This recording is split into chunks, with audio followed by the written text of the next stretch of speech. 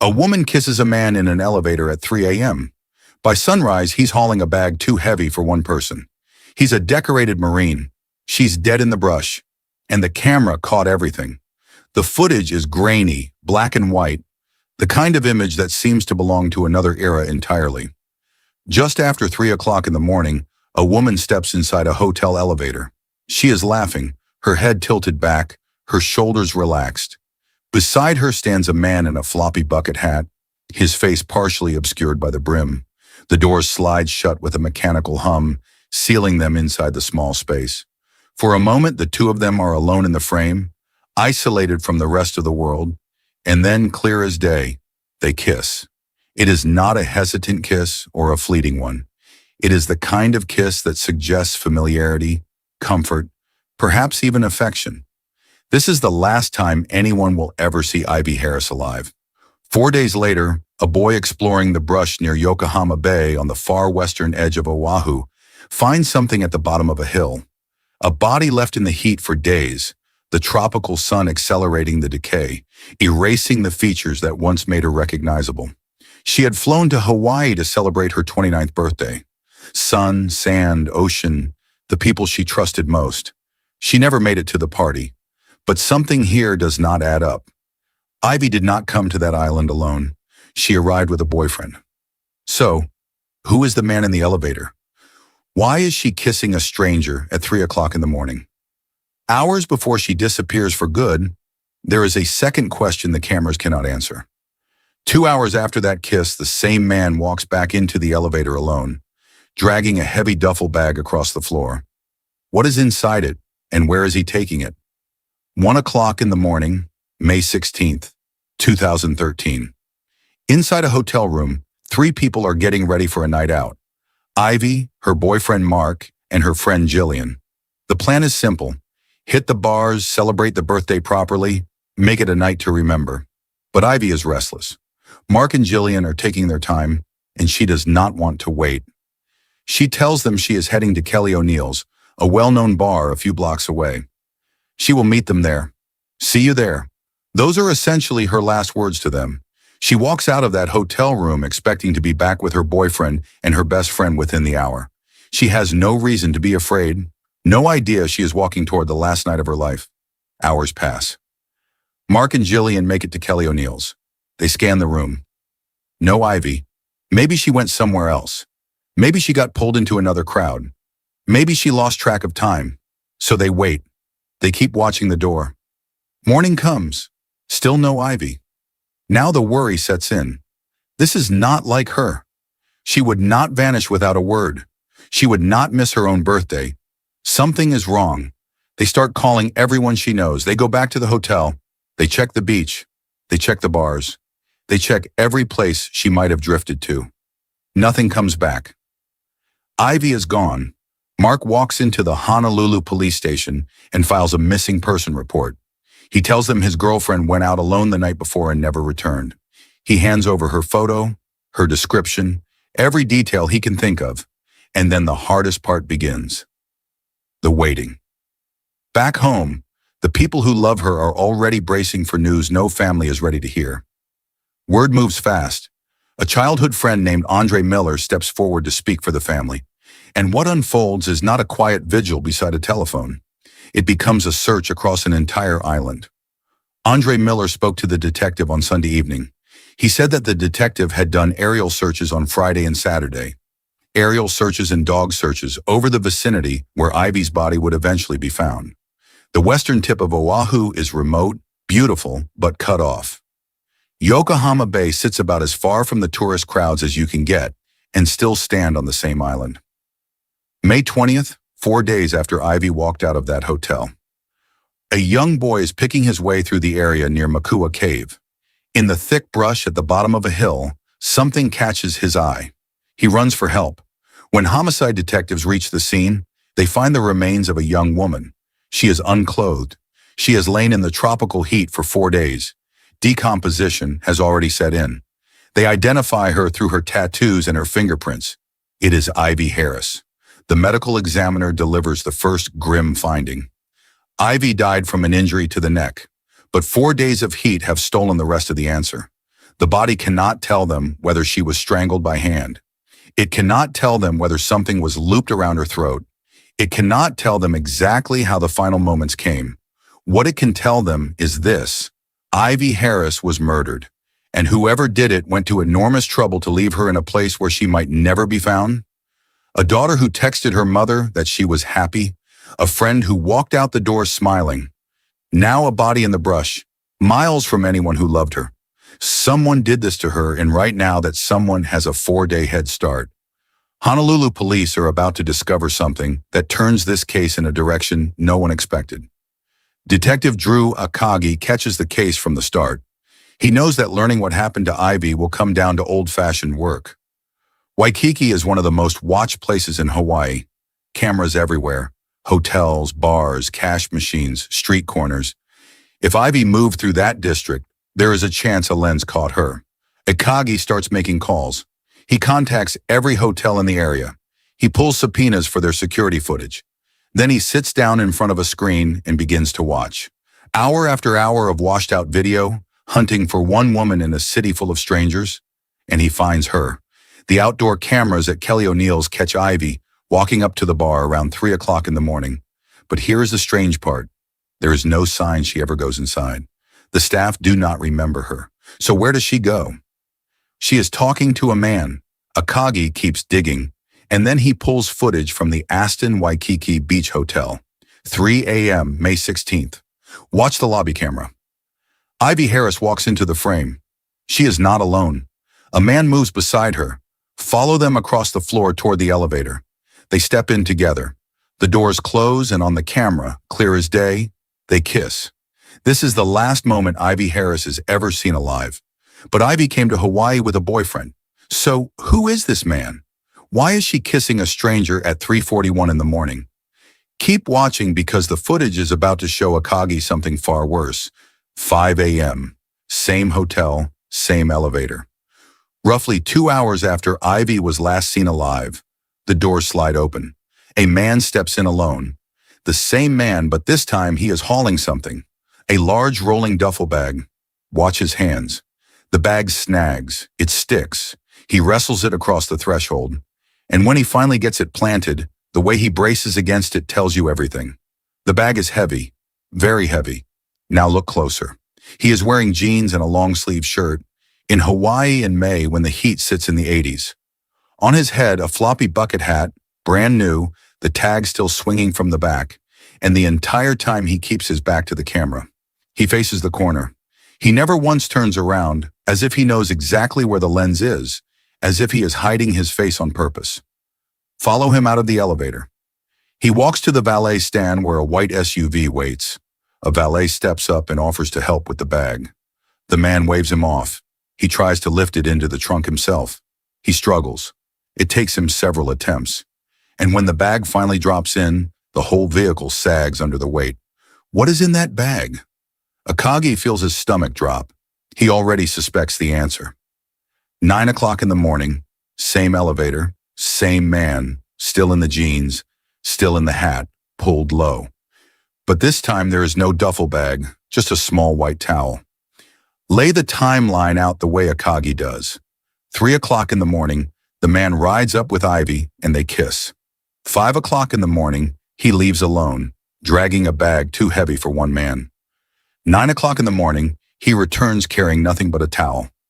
3 hours and 16 minutes. Where did he go? What did he do with that bag? Akagi pulls the suspect's phone records. The man bought a prepaid phone just for this trip, the kind that is harder to trace. Harder, not impossible. At 8 o'clock in the morning on May 16th, 2 hours after the man left the hotel with the bag, that phone pings a cell tower on the YNA coast. Remote, isolated, a few miles from Makua Cave, the exact stretch of ground where Ivy's body will later be found. And it pings there again that same night. 2 trips, same lonely coastline on the day Ivy disappeared. The rental records close the loop. The man put more than 400 miles on that white SUV in 5 days. 400 miles on an island you can circle in an afternoon. He was not sightseeing. He was searching for a place to bury what he had done. So Akagi goes back to the hotel's guest list and builds a profile. someone who checked in alone, someone who refused housekeeping so no one would step inside the room, someone who matched the man on the footage. One guest stands out. Room 924, checked in alone. No housekeeping. And when Akagi sets the check-in footage beside the footage of the man with the duffel bag, the match is unmistakable. Same person, same bag, same sunglasses pushed up on his head. Now he has a name. But before that name, there is something this story has been quietly hiding. The same question the cameras have been asking from the very first frame. Ivy came to Hawaii with her boyfriend Mark and her friend Jillian. The night she disappeared, she left them to meet at a bar. So why was she kissing a stranger in an elevator at 3 o'clock in the morning? As investigators dig into Ivy's world, they surface something the family did not speak about in public. Ivy worked as a traveling escort. She posted advertisements online to connect with clients from city to city. It was how she got by while she worked out her next step in life. And the man who reported her missing, the boyfriend, Mark Miles Jr., was not only her boyfriend, he was her pimp.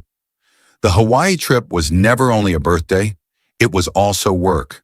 So when Ivy walked out of that hotel room alone, she was not just heading to a bar. She was looking for a client. And somewhere out in the warm Waikiki dark, she found the man who would end her life. None of that, not one detail of it, means she deserved what happened. It does not make her death any less monstrous. It does not make her any less worthy of justice. The choices a person makes to survive do not set the value of their life. Listen to what her family lost. Ivy Harris was planning to fly back to Portland that Saturday, but now her family tells reporters they do not know when her body will be brought back home. There has been no sleep for Ivy's sister since her 29-year-old sister disappeared in Waikiki. The guest in room 924 had a name, and when Akagi ran it, the results were not what anyone braced for. He was not a drifter, not a stranger with a record.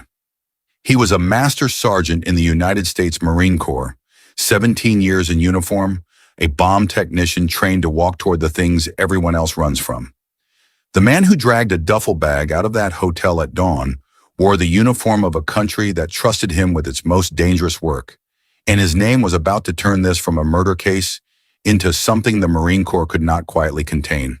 The guest in room 924 had a name, Nathaniel Cosby, 38 years old, 17 years of service since 1996, assigned to a Marine aircraft wing based out of Japan, in Hawaii on temporary duty. On paper, an exemplary Marine. Nearly 2 decades of trust, specialized training, security clearances. The kind of record that whispers discipline, responsibility, stability. And now the prime suspect in the murder of Ivy Harris. The case crosses out of the shadows and into the news. The story breaks. A reporter steps in front of the camera and lays out the turn no one saw coming. The family has a hard time looking at the photo of the man who police suspect killed her. 38-year-old Master Sergeant Nathaniel Cosby is under arrest on second-degree murder charges. June 3, 2013, 18 days after Ivy walked out of that hotel room, police move on Cosby at Honolulu International Airport. They take him in for questioning, and at first he talks. He admits it. He picked Ivy up outside a Waikiki bar. He spent the night with her in his hotel room. He says it plainly, the way a man says a thing he believes cannot hurt him, but he denies killing her. So the detectives start the tape. The elevator at 3 o'clock in the morning, him kissing Ivy. The elevator at 5 o'clock, him wrestling that heavy duffel bag across the floor. The elevator at 9:14, him stepping back inside with nothing but a towel. Frame by frame, they walk him through his own night, and Cosby goes quiet. He invokes his right to remain silent. He asks for a lawyer. The door closes on the interview.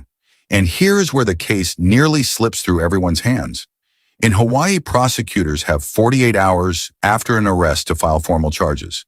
The one piece of evidence that could chain Ivy to the inside of that duffel bag, the DNA, is not ready. Those results will take months.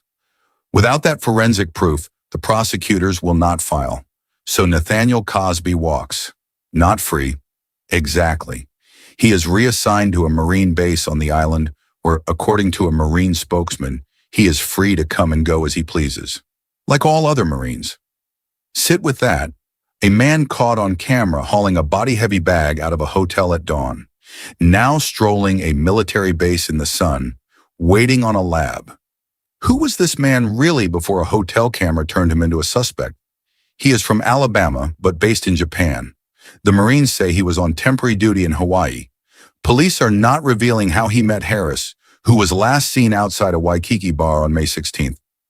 The Naval Criminal Investigative Service takes the case from Honolulu police, moving it from civilian hands into military jurisdiction. And then the worst part of all, the waiting. Ivy is in the ground. Her mother is on the mainland staring at a phone that used to light up with her daughter's name every single day. And the man the cameras caught is eating in a mess hall, sleeping in a bunk, walking past Marines who have no idea what NCIS suspects he has done. 3 months crawl past. 3 months later, the results come back. The DNA swabs from inside Nathaniel Cosby's duffel bag match Ivy Harris.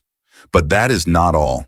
Inside that same bag, investigators had recovered fragments of Ivy's fingernails, strands of hair from her wig. Think about what those broken nails are telling you. Her fingernails snapped off. Inside his bag, Ivy fought. She clawed at her attacker, at the bag, at anything her hands could reach.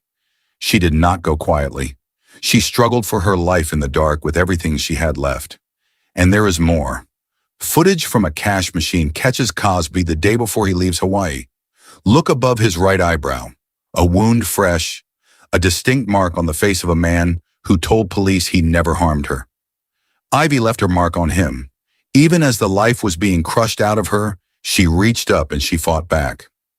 More than 3 months after Ivy's death, Master Sergeant Nathaniel Cosby is officially charged. Murder, obstruction of justice, patronizing a prostitute. The military holds an Article 32 hearing and finds probable cause. Nathaniel Cosby will stand trial for the murder of Ivy Harris. The court-martial opens in April 2014. The prosecution lays it out piece by piece. The surveillance footage, the cell data, the DNA. The medical examiner testifies that Ivy died from strangulation, not a knife wound. The panel of 8 Marines returns with a verdict. Guilty. Life in prison with no possibility of parole. Dishonorable discharge. Nathaniel Cosby will spend the rest of his life at Fort Leavenworth. Meanwhile, Mark Miles Jr. pleads guilty to human trafficking and receives 3 years. At his sentencing, Ivy's parents show up to support him. Her father's words capture the tragedy. Both of them were out of line, and it was all done for nothing. Ivy Harris was 28 years old. She was planning to go back to school. She had a mother who adored her. She had a father who showed up even when the grief had no clean shape. She got remembered, and that is something the man in the elevator never wanted her to have.